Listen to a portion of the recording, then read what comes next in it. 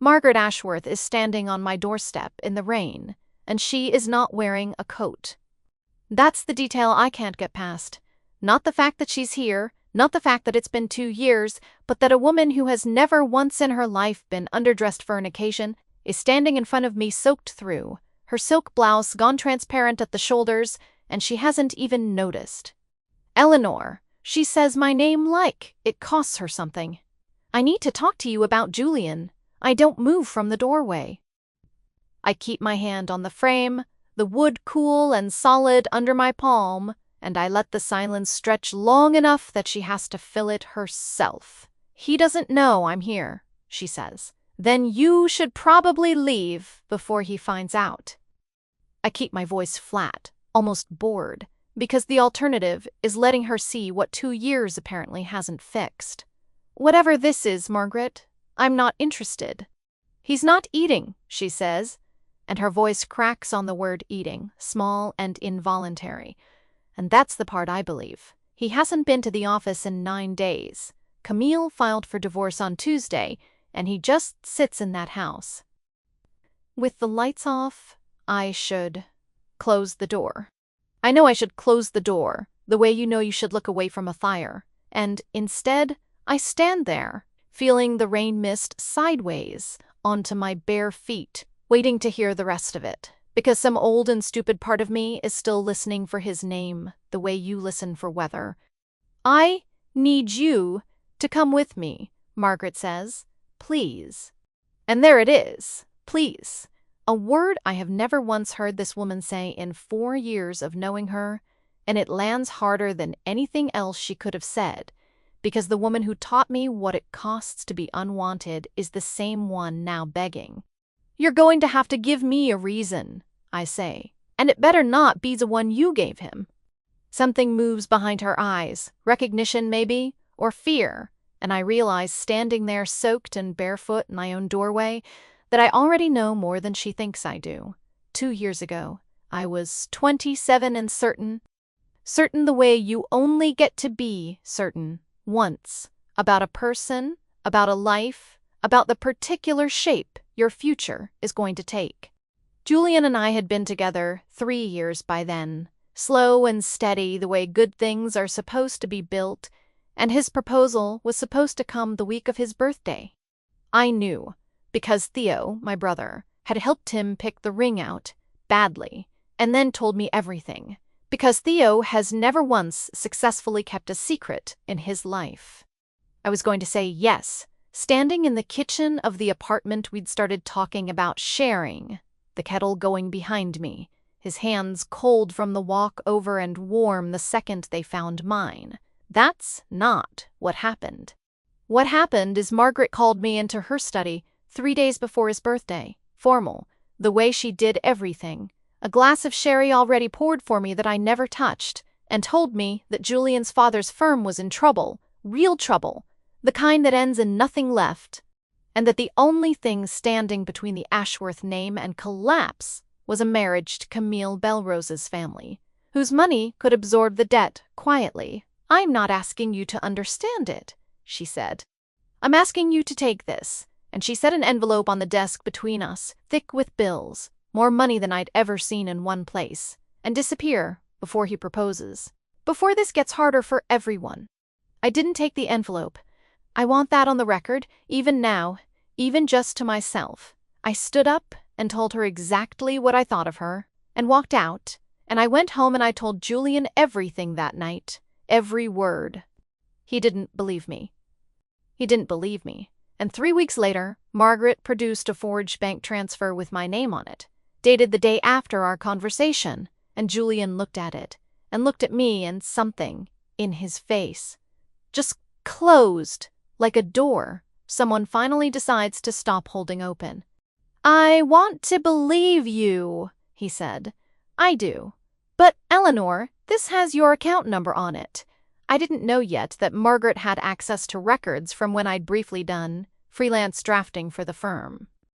I didn't know yet how easy it is to fabricate proof of a thing that never happened when you have money and motive and 9 days to do it in. I only knew that the man I loved was looking at a piece of paper instead of at me.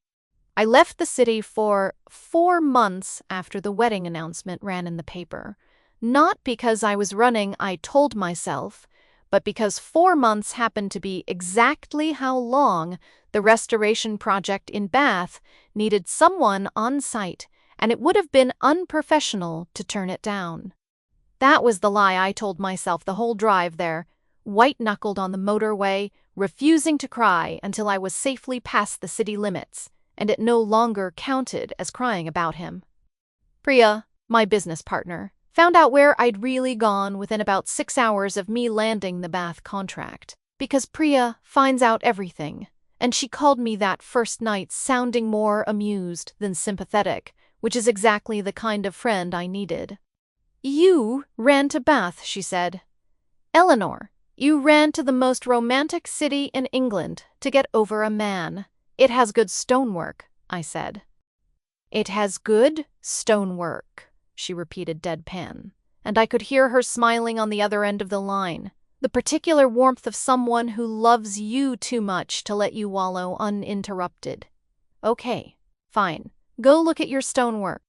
But you're allowed to be furious. You don't have to be composed about this. I'm not composed, I said. I'm just quiet. That's the most Eleanor sentence I've ever heard, she said, and we both laughed. And it was the first time in 3 weeks that laughing didn't feel like something I had to remember how to do. I didn't cry again after that first night on the motorway. Not when the wedding photos came out in the society pages 8 months later. Camille in white, Julian in the dark blue suit I'd once helped him pick out for something else entirely. And not when his mother sent, of all things, a Christmas card the following year, as though nothing between us had ever required an apology. I learned in that gap to carry the loss the way you carry a scar instead of a wound. Present, visible, if someone looks closely enough, but no longer something that bleeds if you bump it. I did not know, standing in my kitchen with my hands wrapped around a mug of tea going cold, that the scar was about to be asked to open again. Margaret is sitting at my kitchen table now. I let her in, against every instinct I trust, mostly because Theo would never forgive me if I let a 63-year-old woman catch pneumonia on principle, and she still hasn't taken off the wet blouse, and I haven't offered her anything dry, and we are both pretending that's an oversight. Tell me what you actually came here to say. I say, not the part about him not eating, the part you're avoiding. She looks down at her hands. They're folded on the table in front of her, and I notice, because some part of me apparently still notices everything about this family, that her wedding ring has gone loose on her finger, the way rings do when someone's been losing weight without trying to. Camille found something, she says, going through the filing for the divorce, bank records, old ones. The kettle on the stove starts to climb toward a whistle, and I let it because I am not handing this woman tea, but I also need the 10 seconds the rising sound buys me before I have to answer. The transfer, I say. It isn't a question. There was no transfer, Margaret says, and her voice is very quiet, very controlled, the voice of someone reciting a confession they've rehearsed in a mirror. I built it. The account, the routing number, the timestamp, all of it. I had access to the firm's old freelance records from when you worked with us. It took me 4 days, and an accountant I paid, to lose his license over it. The kettle screams. I take it off the heat. Finally, my hands steadier than I expect them to be, and I stand there with my back to her for a moment longer than necessary, because I need that moment. I need to feel the full weight of 4 years' land. Say it again, I tell her, turning around. All of it, slowly. Because I want to remember exactly how it sounded the day you finally said it out loud. She says it again. She tells me about the firm's real trouble. True. That part was always true. His father's debts had been quietly devastating for over a year, and how Camille's family's investment had, in fact, saved it.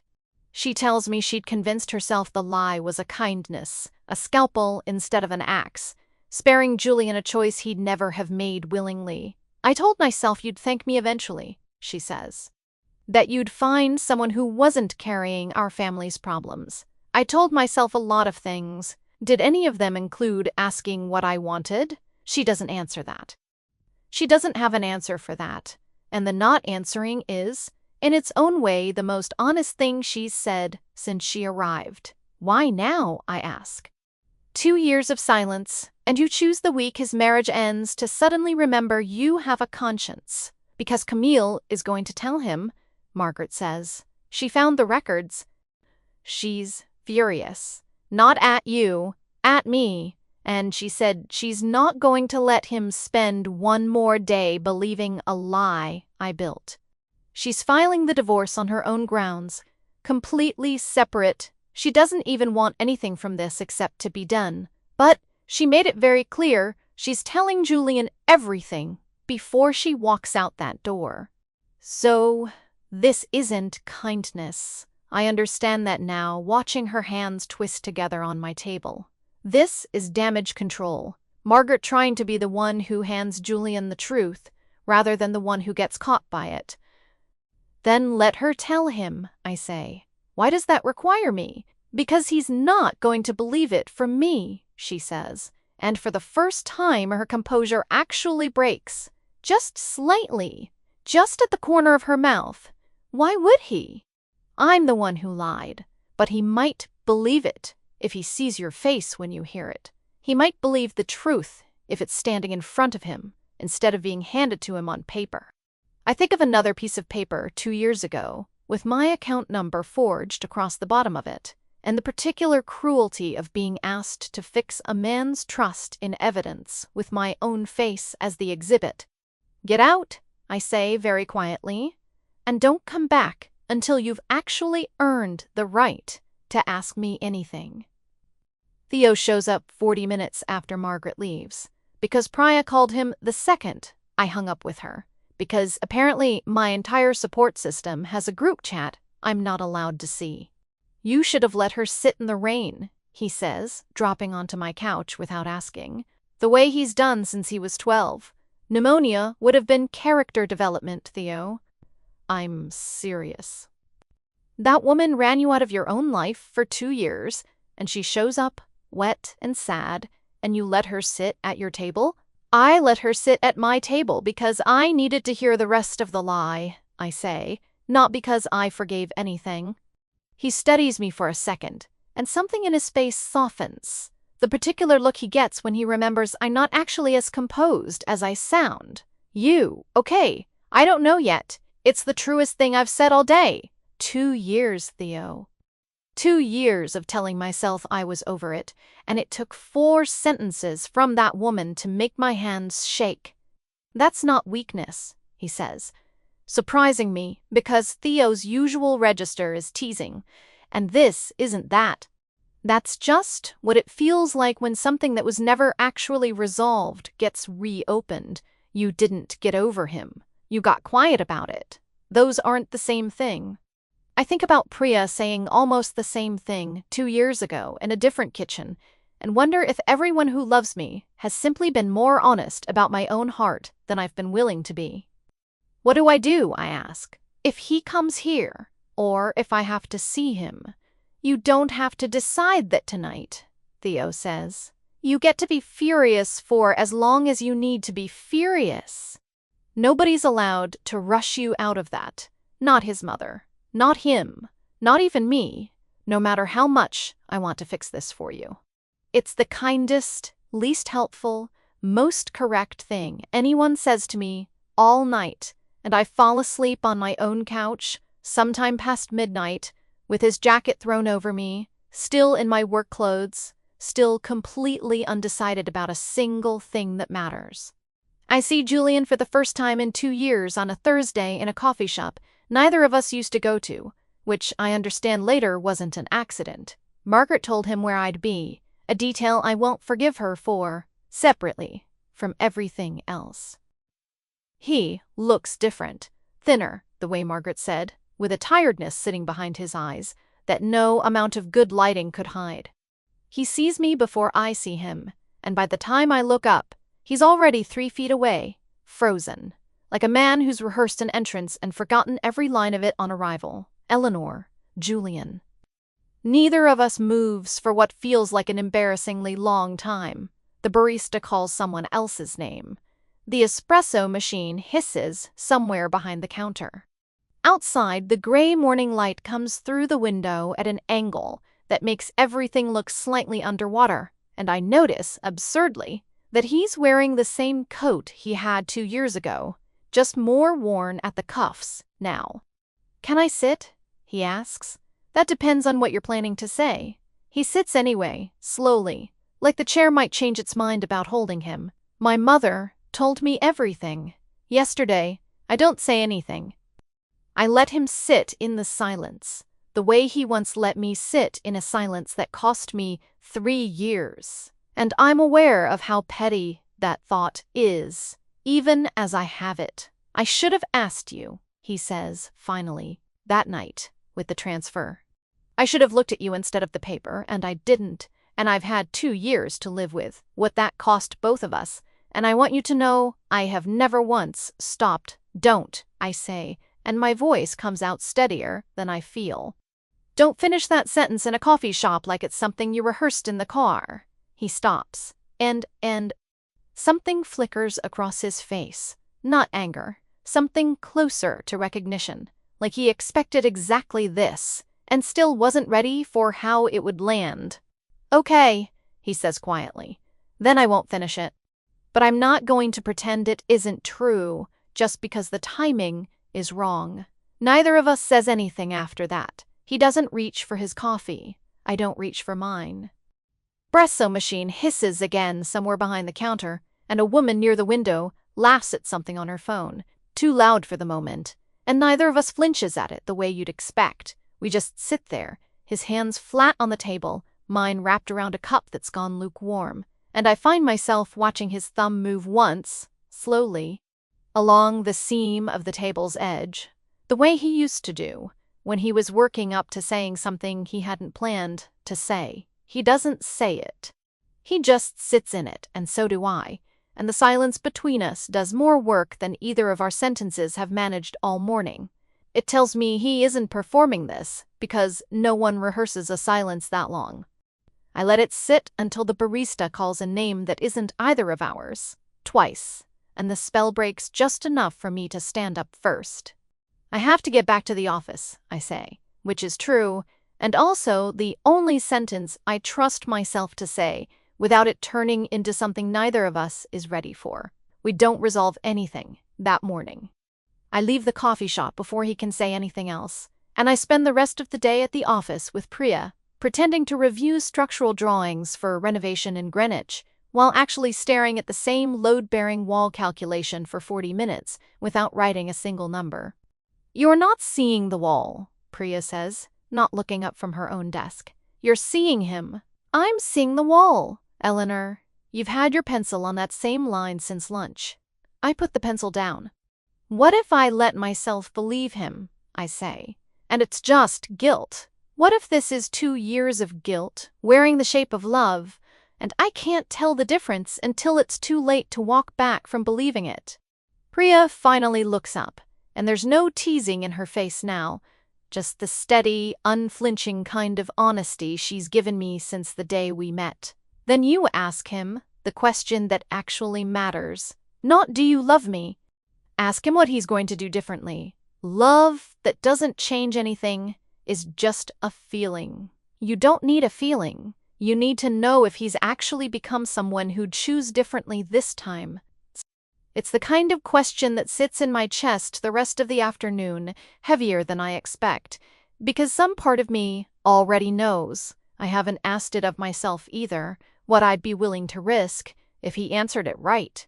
That night, Julian texts me a single line.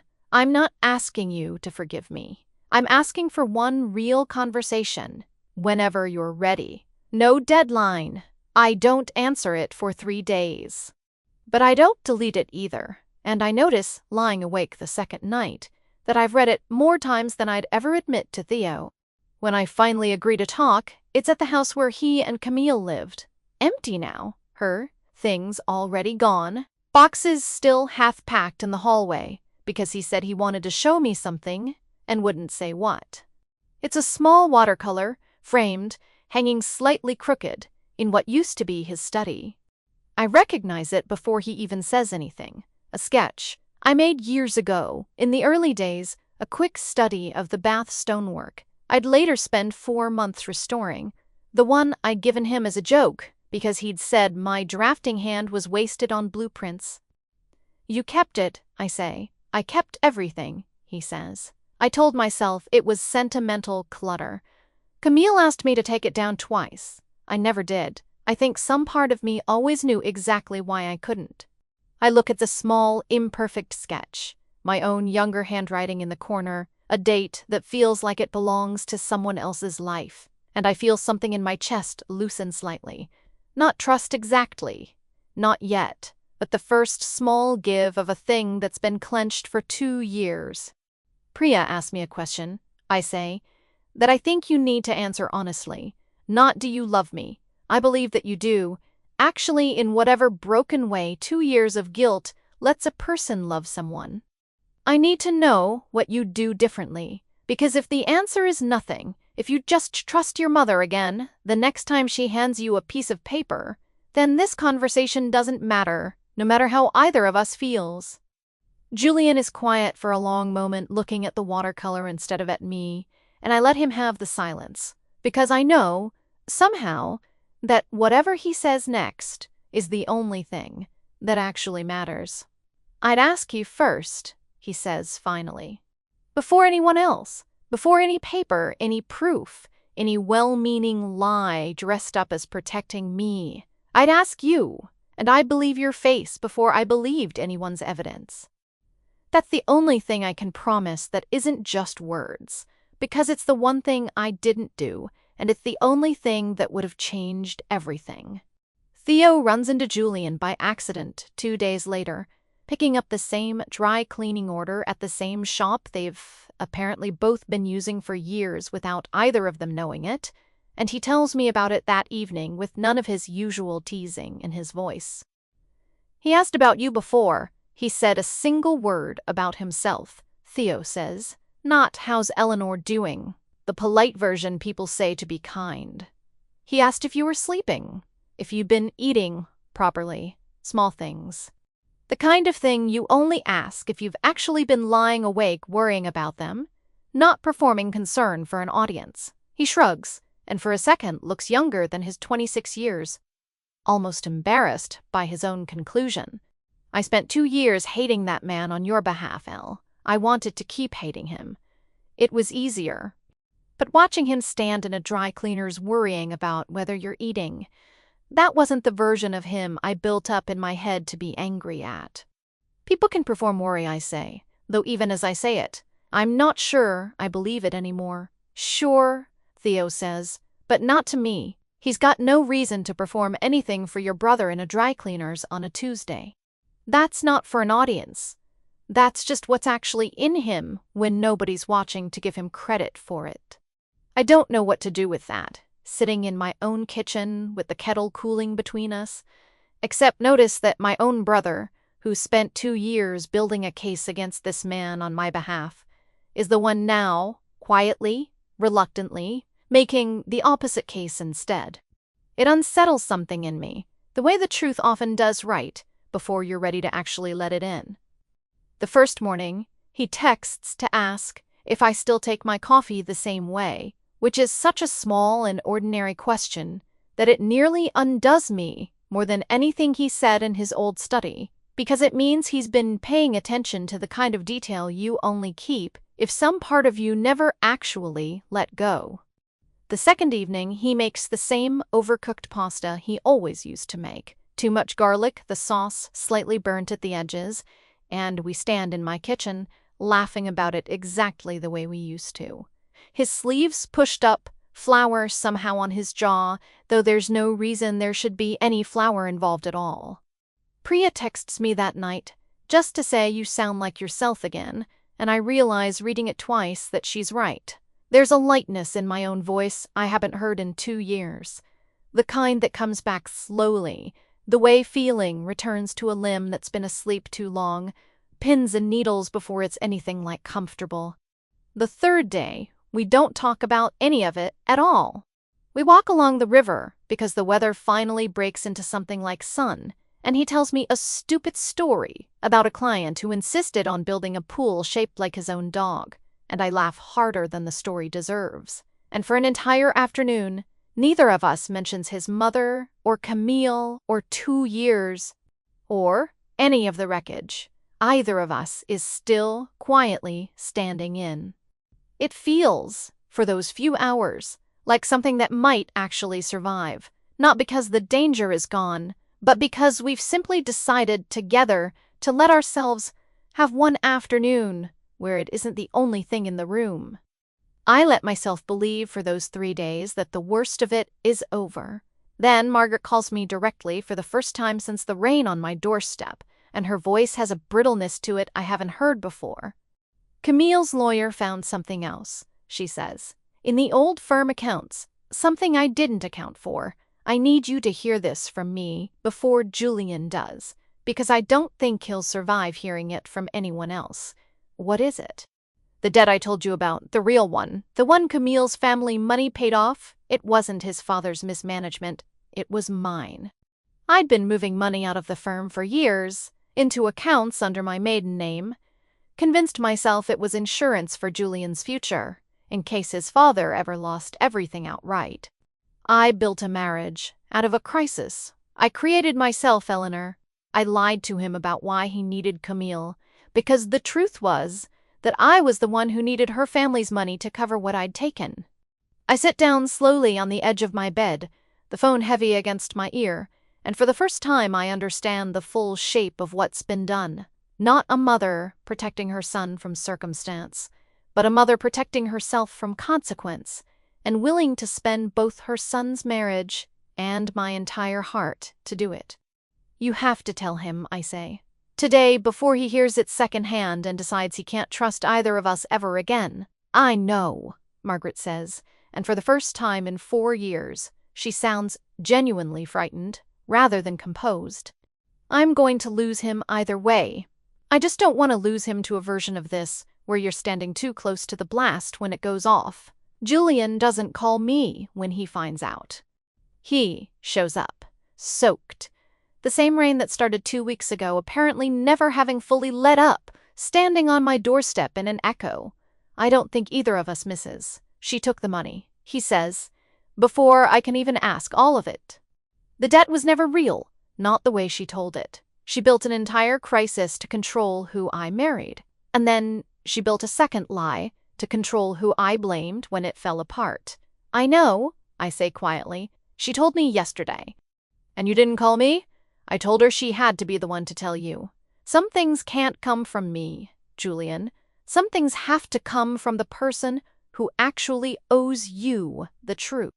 He's quiet for a moment, water dripping off his coat onto my doorstep, and I think of his mother standing in this exact spot 2 weeks ago, and how strange it is that the same threshold has now held both the lie's unraveling and its confession.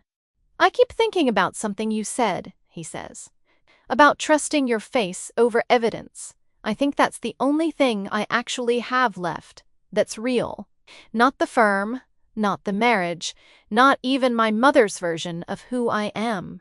Just whether I'm capable of choosing you with nothing to prove it. But the fact that I'm standing here, that's not nothing, I say. That might be the only thing that was ever real in any of this. Then let me stand here, he says, until you tell me to stop. I don't know what I'm about to say. I stand in my own doorway with the rain still coming down behind him, and I genuinely don't know. Not performing uncertainty, not building suspense for its own sake, but actually, I open my mouth and for a second nothing comes, and I can feel him watching me decide in real time, no more certain of the outcome than I am. I don't tell him to stop. I also don't invite him in. Not yet, not tonight, because some things I'm learning deserve to be earned slowly, rather than resolved all at once, just because the rain makes everything feel urgent.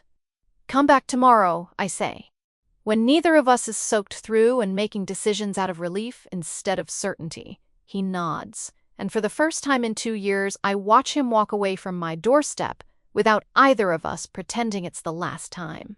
He comes back the next morning, dry this time, holding the small watercolor from his old study, the frame slightly dented at one corner where I remember it falling off a shelf years ago.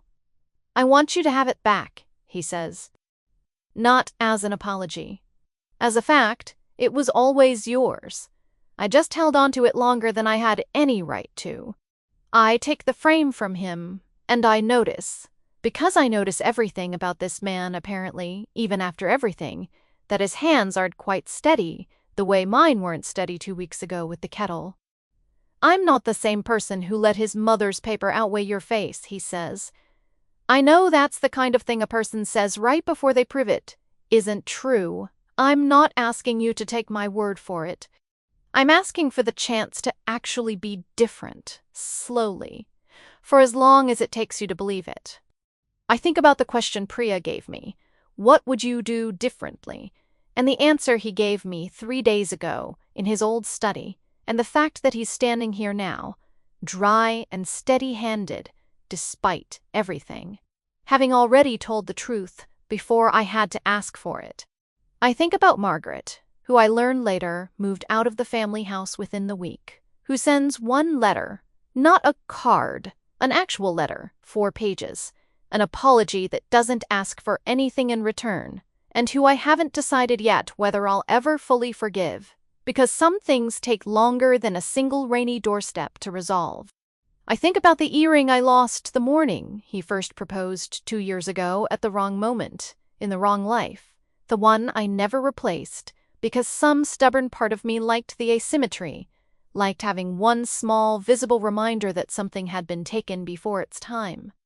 Julian reaches over, now in my kitchen, with the kettle just starting to climb toward its whistle behind us, and straightens the single earring I'm still wearing, the one I stopped crying about somewhere in the last 2 years, the one that started everything by being lost on a morning neither of us got to choose.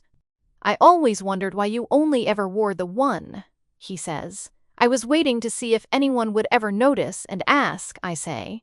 "You're 2 years late, I know," he says. I'm done being late. I think, yes, that is exactly right. We don't go inside, because we're already inside in the kitchen where this entire story started with a kettle and a forged piece of paper, but I reach over and turn the stove off before the whistle can start. And for the first time in 2 years, the silence that follows doesn't feel like something I have to carry alone.